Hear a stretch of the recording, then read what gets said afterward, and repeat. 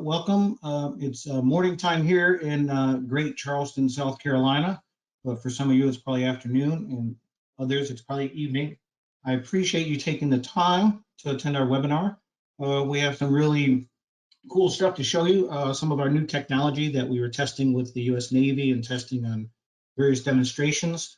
We're going to talk a little bit about Klein, which is a mine technology company. Now we've gone through a little bit of rebranding, and we'll talk a little bit about that. And then we're going to talk about the demonstrations that we did for the U.S. Navy this past summer. And we did that at ANTX, and I'll explain what ANTX is for some of you who haven't been involved in these demonstrations in the past. Okay, so as I started to explain, some years ago, we started writing these reports about the good, the bad, and the ugly, about what we did in testing and demo. So it kind of took on this theme, and I thought it was quite humorous that that's the way they were referred to. So we kind of got into this theme of what was good, what was bad, and what was kind of ugly. And I thought I'd bring that theme forward here. And don't worry, the bad really was, having to fight COVID, and you'll see a couple of hurricanes, and the ugly you'll see at the end is a reference to me. But that kind of came out from my years of in the Navy and serving on a fast attack submarine, which my wife will attest to these days. That explains an awful lot of my behavior. Anyway, let's get on to the presentation. So what are we going to talk about today? So we're going to talk about Klein. Now we're a mine technology company, and we'll go into what mine technology is. We'll go through a little overview of our products so you can understand what we have out there in our sonars. The new sonar technologies that we were demonstrating at ANTX, which is the annual Navy Advanced Technology Demonstration. We'll show you some of those new technologies, things we were testing out this past summer. We'll go over the demonstrations themselves. During that, there was an IVER 3 UUV that we integrated some of our new sonar technology on. And the seafloor systems, the HydroCat 180 USV, that we had our towed system on with some of our new sonar technologies. We'll go over a data review of what we collected on the demonstration sites, how we process that data, and we did that with Chesapeake Technology in their SonarWiz. And then we're going to take a look at some other test data that we have, some other trials that we did from both UUV and from our towfish. I want to thank Seafloor Systems. John Tamplin and his guys were incredible. They did a phenomenal job of integrating their HydroCat with a winch. They designed a LARS, a launch and recovery system, and even had a cable counter on there, had some GoPro cameras. I mean, did a spectacular job. And on site, Curtis and Bryce, the guys worked tirelessly. We probably put in about 12-hour days down in the Gulf Coast in August, end of August, which was 100-degree heat and probably 95% humidity. Thanks, you guys, if you're listening, did a tremendous job. And then I want to thank Chesapeake Technologies. The guys there really helped quickly write into their software so that we could get our new sonar technology in there, both our new side scan and our gap filling technology. And Harold did a really good job. I thank him for helping me get the data processed and able to bring it in. And we'll go over a little bit of that when we get to the SonarWiz. So let's move forward here. So mine technology, we've gone through a rebranding. Part of the reasoning of this is that Mitchum Industries, which is our parent company and is now Mine Technology, they traded on the stock exchange as Mine, so it's Mitchum Industries, so it's MIND. And the thinking was we had CMAP, we had Klein Marine, other companies under that, so why not bring them all under the same Mine Technology brand? So we're all part of Mine Technology. So that's where that was, just a rebranding that we went through. CMAP, I don't know if you know much about CMAP. CMAP is one of our sister companies. So they're in the oil and gas and the seismic world. They do gun controllers, and we're doing streamers for that in the seismic world. And then Klein Sonar, 1968, Marty Klein left MIT, came out and came with the first commercial side scan sonar. And you see the markets that we served, and if you have any questions, as I said, Mikhail's standing by to answer any of those questions on the chat line. So there we are. This is from Oceanology in 2018. I think this was the IBIS right there by the Excel Center. We had kind of a group family picture. We all have that was 2018, so that was our 50th year anniversary. We're kind of having a family photo there, and I'm proud to say after 53 years, both company and Marty still going strong. One thing I got to meet Marty, and first time actually I got to spend a little bit of time sitting and chat with him, and we actually sat down and had a beer, and he started telling me kind of the story of getting out of MIT as a grad student and not being able to get his hands on a side scan sonar. Only the Navy had them. So it kind of put a burr in his bonnet, and he decided to come up with the first commercially available side scan. So I told him, I said, well, I've got to ask you, Salem, New Hampshire, how in the world did you end up in Salem? He said, well, I got out of MIT and I only had so much money, and I started at the water. But as I kept looking at places, it kept driving me further inland. And I ended up making a deal with the town of Salem. It was an old lumber yard, and that's where Klein has been for the last 53 years. And I want to say thank you to you, Marty. You've supplied jobs and knowledge, and been a pioneer and a leader in this industry for a long time. So let's look at our products quickly here and see what we have. We have products that cover search and recovery, hydrographic survey, the mine countermeasures, port security, archaeology, oil and gas, hazard studies, all the kind. So you really look at some of the things we do for the hydrographic survey. We have AUVs, we have towed systems, we have, where's my pointer? Lost my pointer. Just bear with me for a second. Somewhere on my computer. Oh, there it is. There we go. Okay. So we have, things around here. We have, you can do both high speed, but we have side scan and we have bathymetry with it. We have some of our deeper systems here that can go down a couple thousand meters. We have AUVs, and then over here, we'll just forget about that. There we go. There it is. So down here, we have things that are for search and recovery, and you'll see this max right here. This right here, you'll see this again. This is our new gap fill tone sonar, and you'll see these flippers, which is actually the gap filler there. And you'll see Mako, which is our new AUV side scan and gap filler. So we have it for hydrographic, we have for search and recovery, and we do MCM and port security. We have sonar payloads for your AUVs that we can put on both side scan and bathymetry. And now we've added what we're calling the Mako, and that's adding our new gap filler on that. And you'll see some pictures of that coming up and data from it. So there's the various, some of the companies we've worked with, ROVs, got deep tow vehicle right here. But we also do ASVs. We do sonar payloads for ASVs. You look over here on the left here. So that's one of the Mantis from a company called Martech that we're working with. We have one of our AUV packages on that for surface vehicle. It's called our UUV 3500. We work down here with Elbit. That's our 5900 mine hunting sonar on that. And of course, you'll see more of seafloor systems here.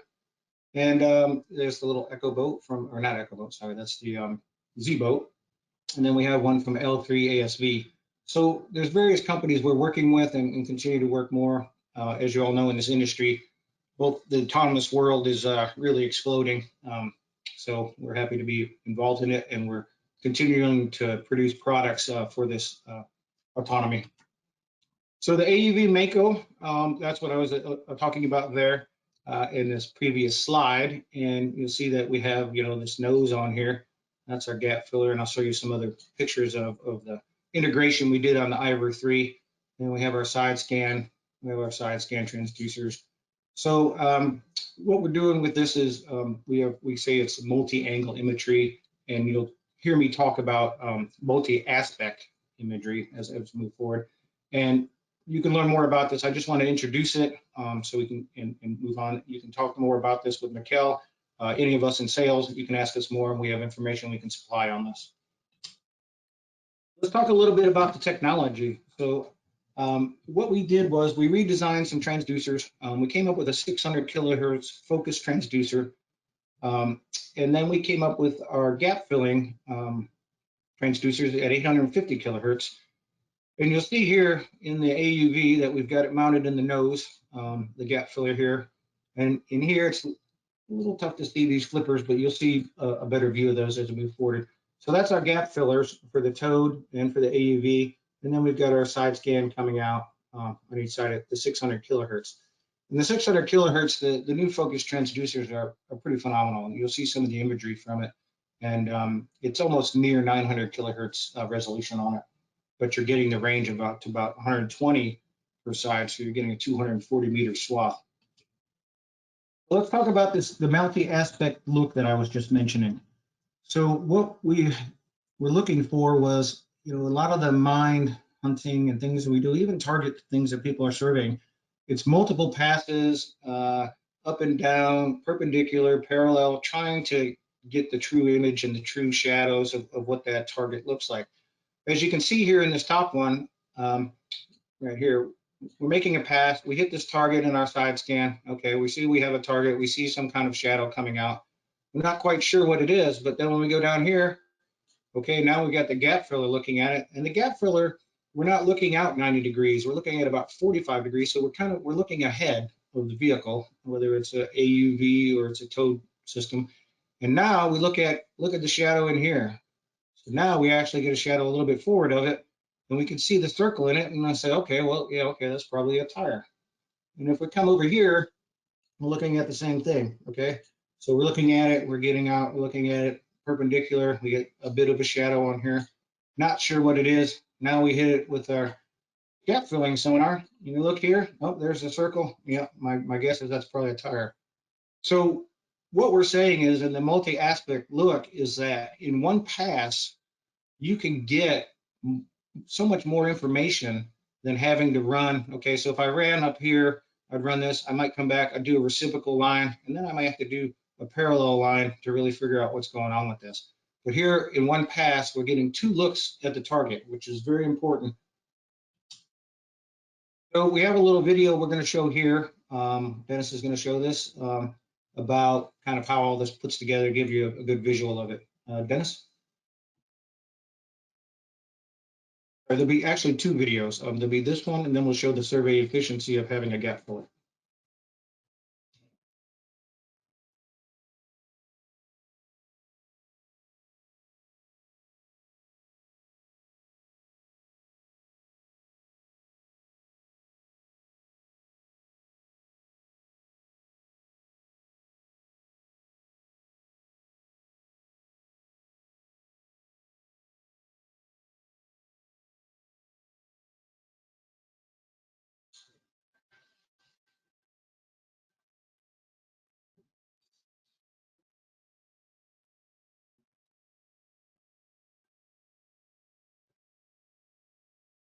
So this is showing our max view 600 towfish, and you're looking at the side scan coverage, and you're looking at the reason we were having Dennis do it was that playing the videos through PowerPoint was a little laggy, but you'll kind of get the gist here, showing the traditional side scan versus an AUV or our towed max view system with the gap filler, and just showing the efficiency.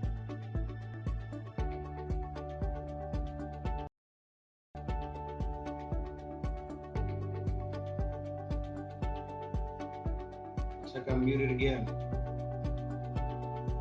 Dennis? All right, I guess you'll get to see that again. All right, Dennis, if I can have control back, we'll continue forward here. Okay, let's continue on. Apologies there. It's always this day and age with COVID is making everything difficult.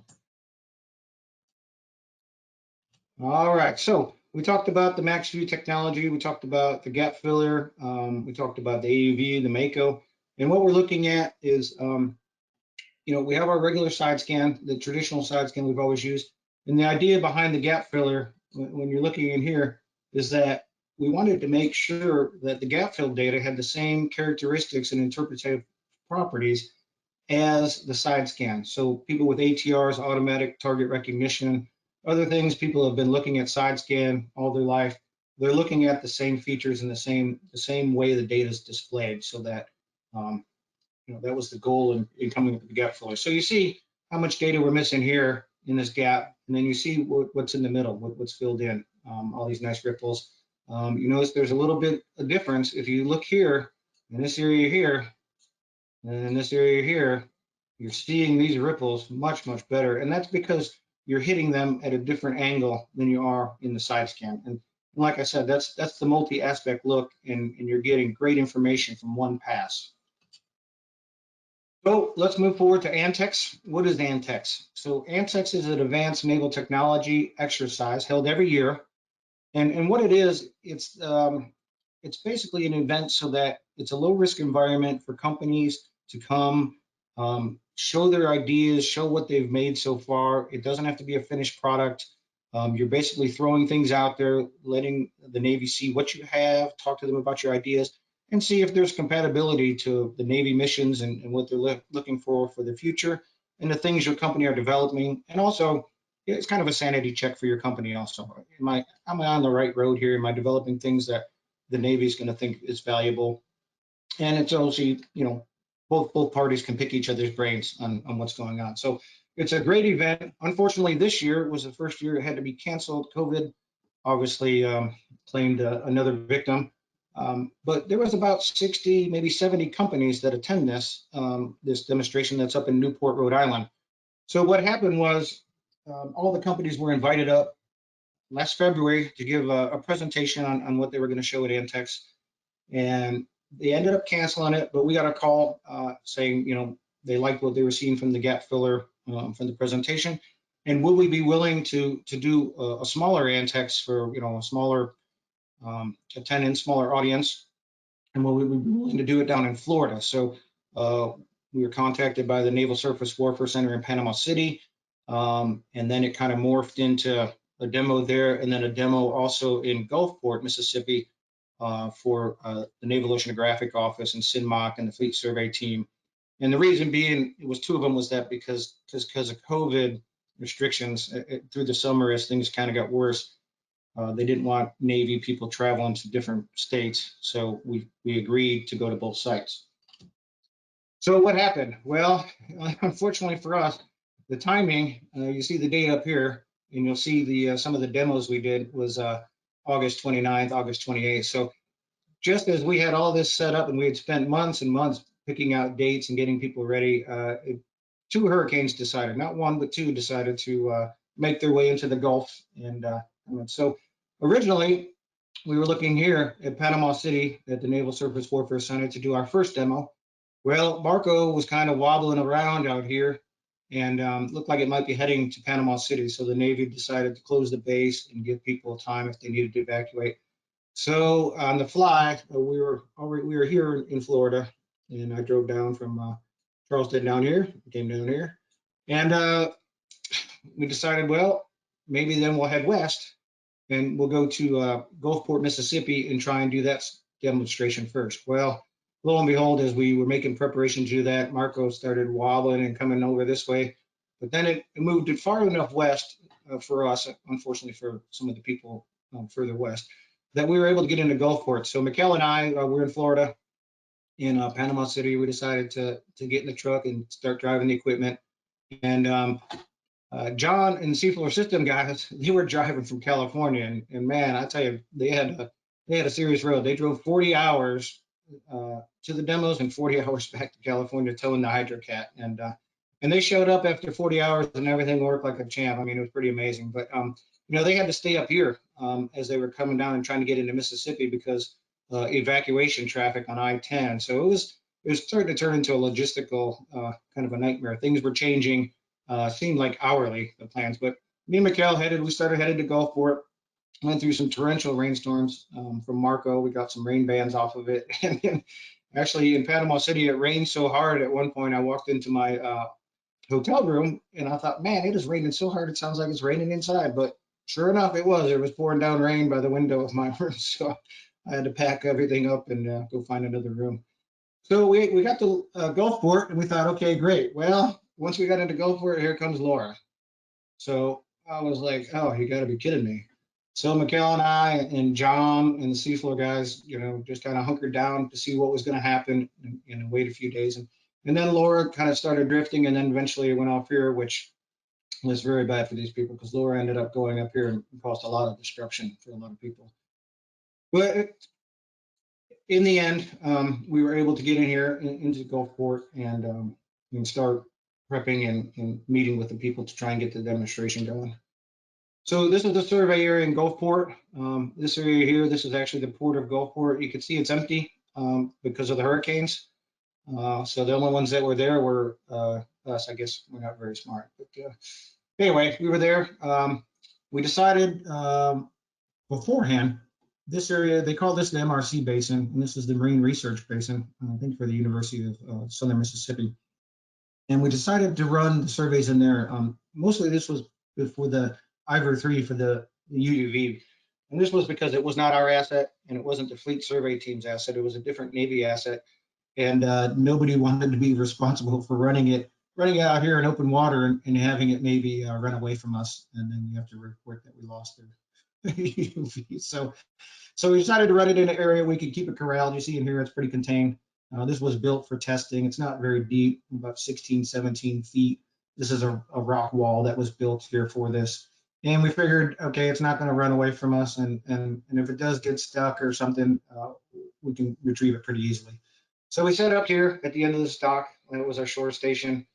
And you see, you get a good look at it here. So it's all the way at the end of this dock going down here. And now, so this stuff, we ran the ASV and the USV, the ASV and the AUV.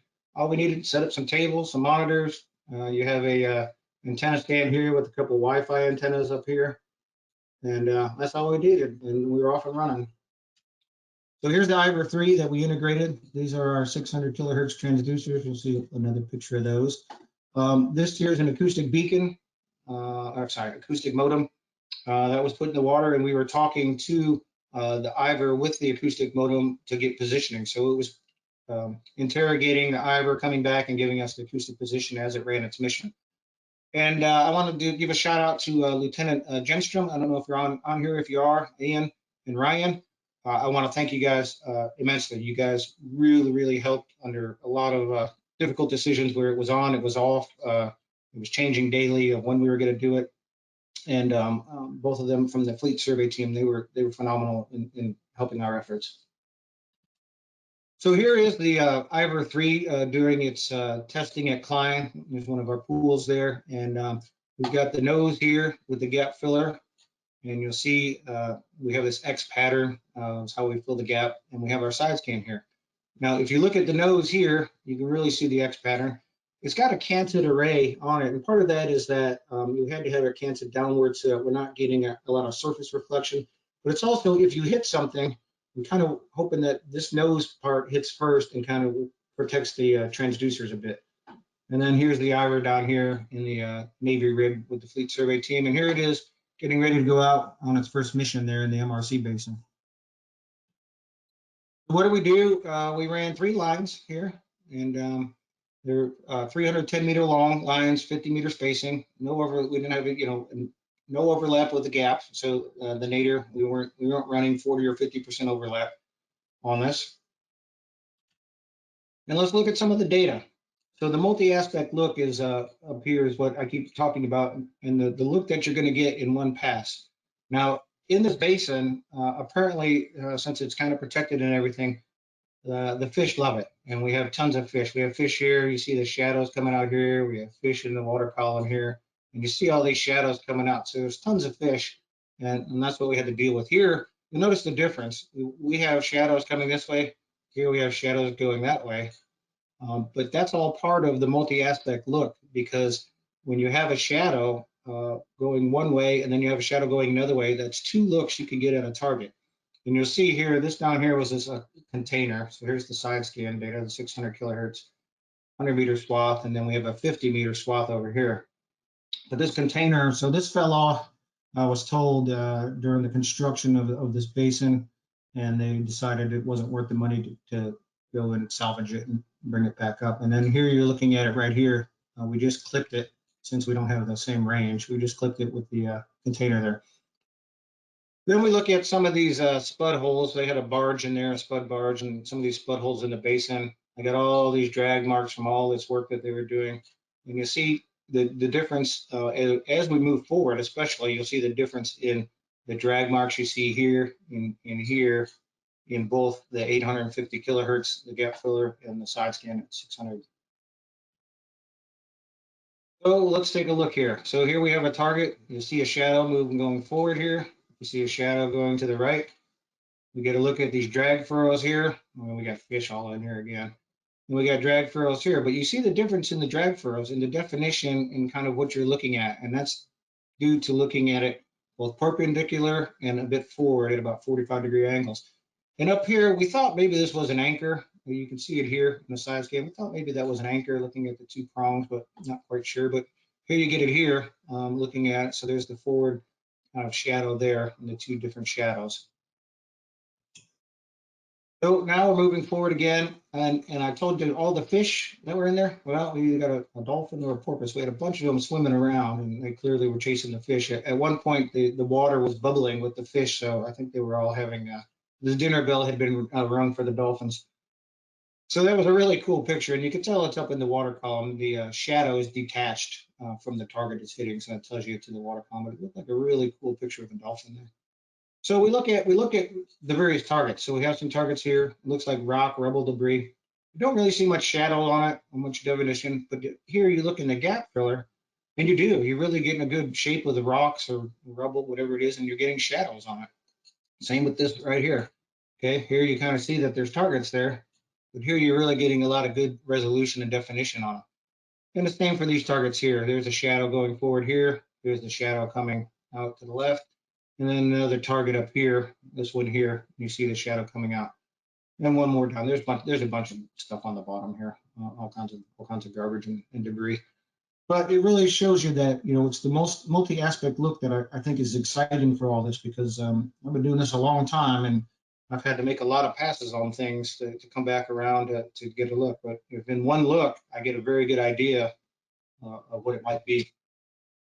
So after we got the data back, we went and I worked with Harold in Chesapeake on SonarWiz, and we brought in both the side scan data. So the side scan data was up here, these three lines. Oops, sorry, those three lines up there, and then the bottom ones, these ones right here, is the gap filler. So what Chesapeake has done in SonarWiz is that the side scan is brought in on channels 1 and 2, and then the gap fill data is brought in on channels 3 and 4 as the high frequency.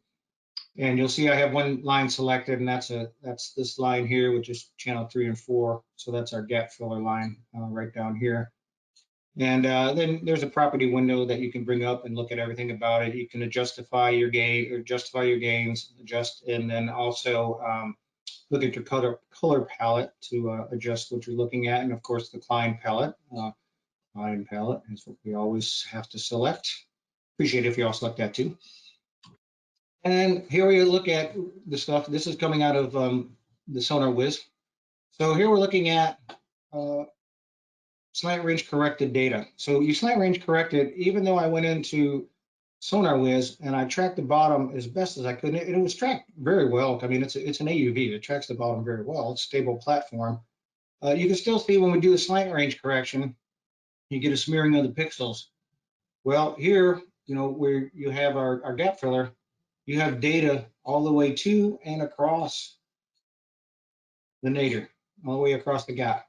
You have it up here too, in a lot of places. So you're getting data to it and across. Where here you can't see it. It's all squiggly and messed up. And you'll notice in here, if I take that bit out, so I didn't run overlapping lines, and if I take out the nadir, which was about roughly 4.5 meters, depending on where you were, and the altitude of the AUV, there's all the data you're going to miss unless I run 40 or 50% overlap, which is going to kill me on time and fuel and all that. But if I could do the job in half the time, I'm saving a lot of money. So I actually zoomed in SonarWiz, and it came out at that area right there was about 4.5 meters, between 4 and 4.5 meters. So that's the data that I have to make up for in my survey. Now, I went to make a mosaic of this, and you know, even though the bottom's tracked well, I still in slant range correction, I'm still getting the smearing of the pixels, and I'm missing that data. There's the dock. That's the dock that we were on. You'll see that again. And there's the container that was in there. So I mean, the mosaic looks decent, but you don't get all the the nadir, I'm not seeing my data crossing it, coming to it, crossing it, it's all getting smeared out. But if I add in the gap fill data, wham, now I can see all my data crossing the nadir, looking at it. I can see all the things that I couldn't pick out before that were getting smeared in there. So if I had a target or an area of interest and I wasn't running overlapping lines, I'm pretty much screwed. I'm not going to get it. So, you see even these furrows, you see them crossing the nadir. So it makes it, and if we go back and look, you see what that is. Even though, as I said, the bottom tracking was very tight on this, it was very good, you're still getting a smearing in that gap. And then we go back to this.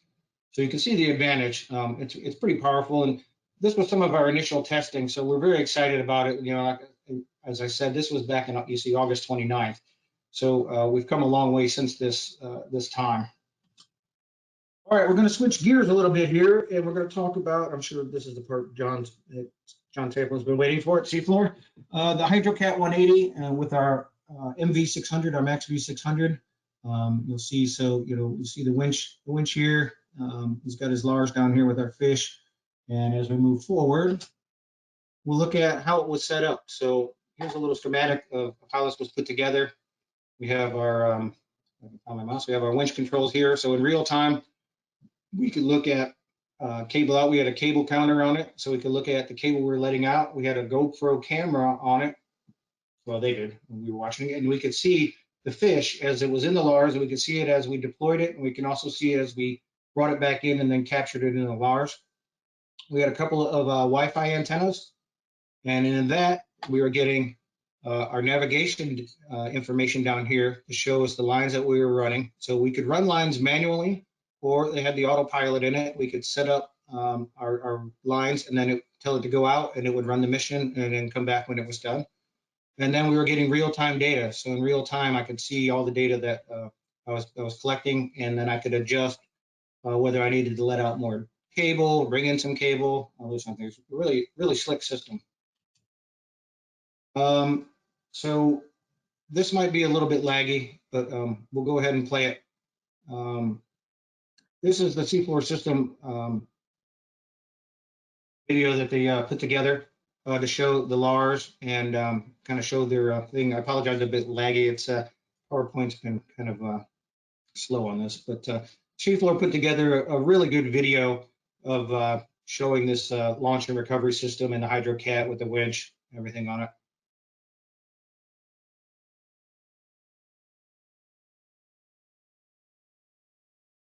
You see the launch and recovery being lowered down, brought up, and testing, and then we get to see it underwater, see it flying.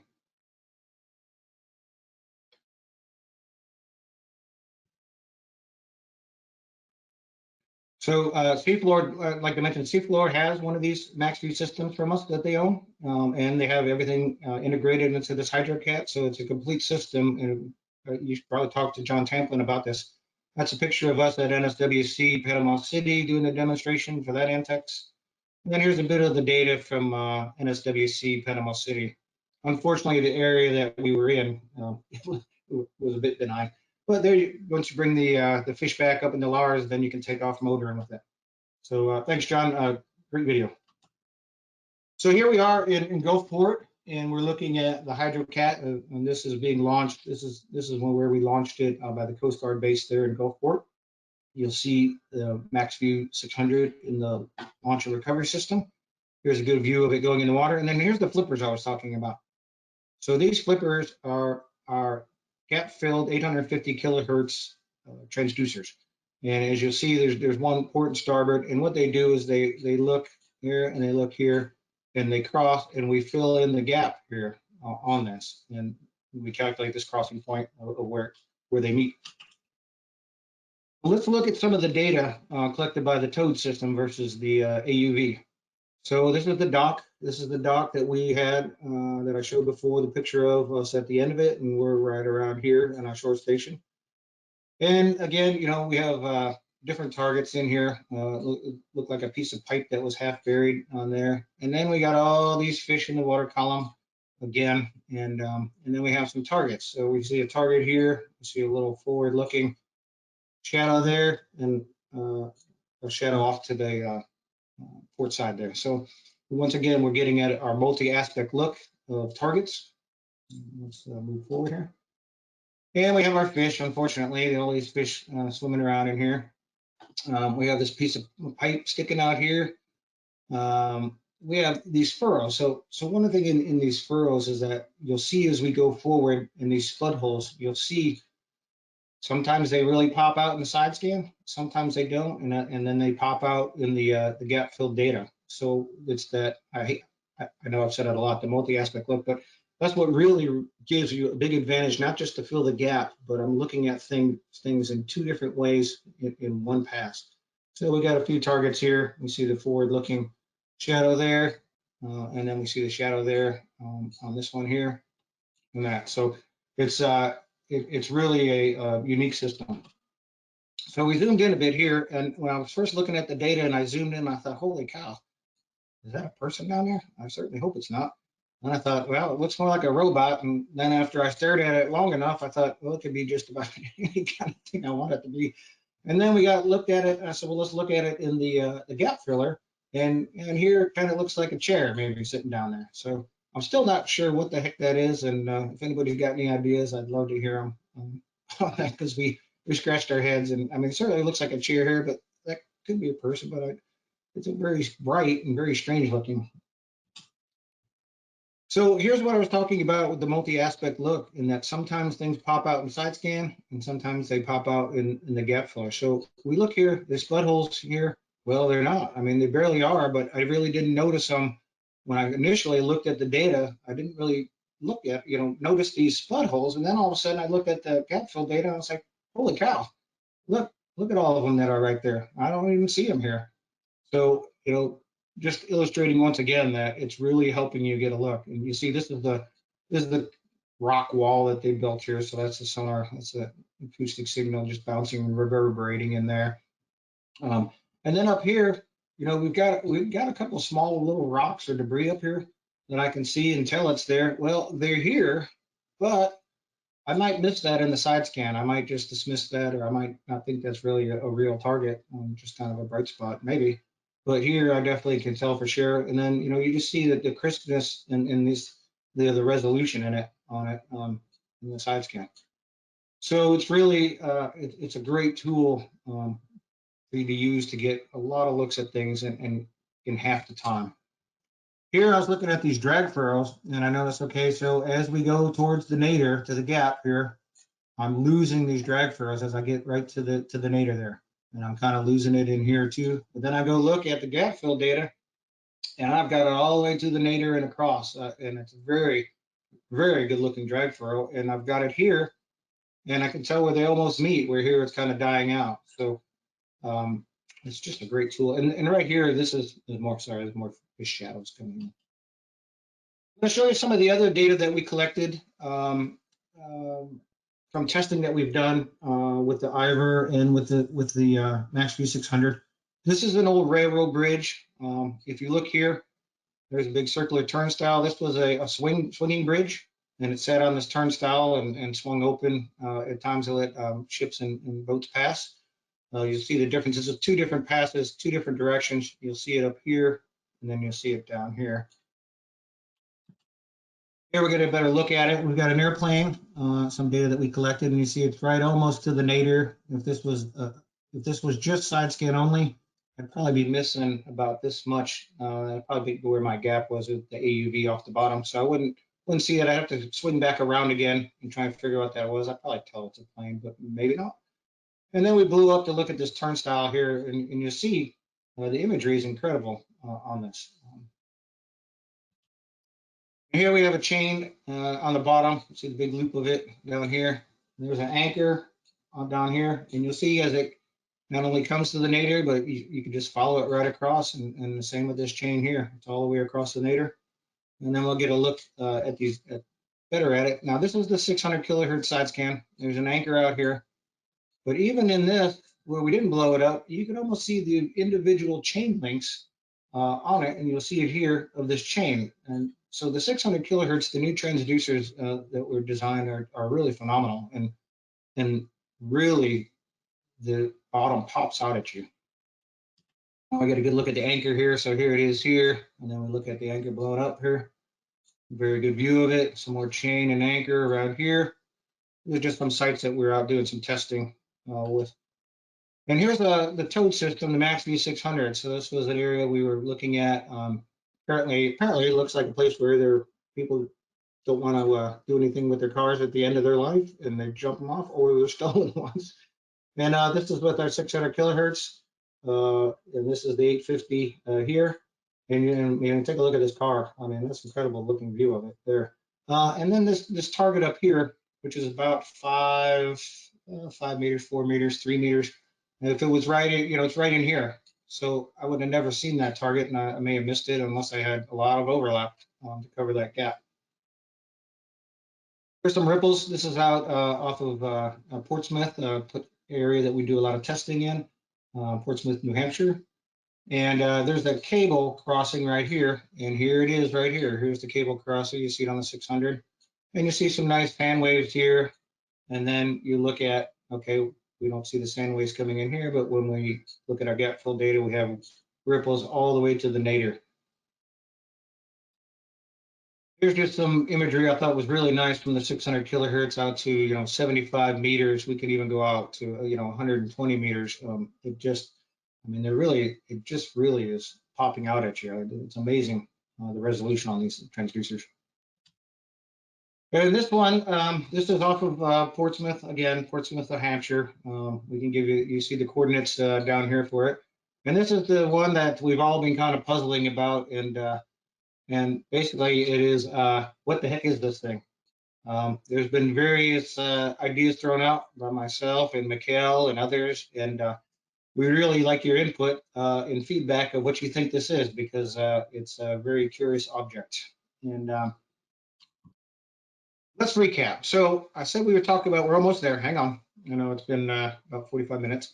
The good, the bad, and the ugly. So the good, hey, we were able to conduct an ANTX demonstration, not one, but two of them, and we were able to fill the gap. And in 2020, we were one of about, the Navy told me one about 4, maybe 5 companies that were able to actually pull off an ANTX demonstration in 2020 with all the COVID problems. The systems met and exceeded performance. Still some tweaking to do with our algorithms, we know that, but the initial trials and everything shows so much promise for this. It gets me excited to talk about it. The bad, 2 hurricanes. They continued to change our plans. We had COVID restrictions that were sometimes you could do this, but you couldn't do that. You could get on that boat, but no, you couldn't get on this boat, and we're restricted with people that could get on boats.